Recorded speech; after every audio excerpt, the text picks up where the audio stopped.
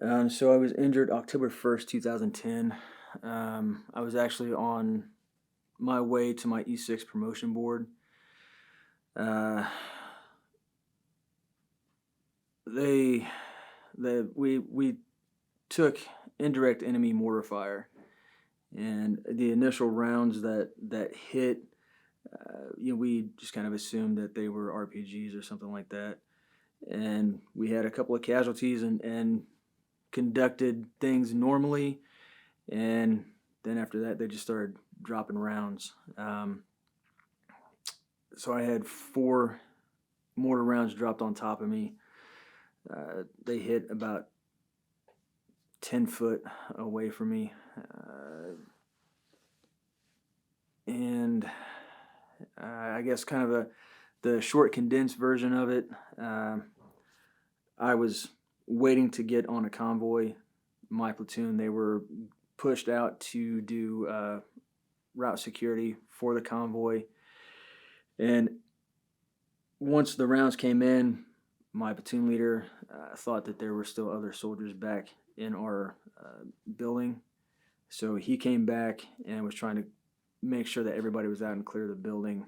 I followed in with him, and we were coming out. That's when I was hit with shrapnel. I took shrapnel through the left side of my neck, the base of my skull, and had the right side of my head smashed against the building that I was next to, and I was knocked unconscious. I don't remember anything. So I don't remember anything about 3 months prior until about 8 or 9 months after. What I know of what happened was told to me later on. So I ended up with 300 disc in my cervical spine, 3 in my lumbar spine, knee injuries. I mean, you name it.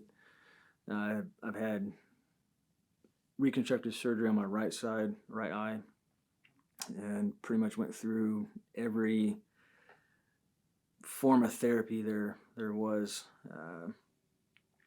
I was released by Launchstool Hospital to my wife,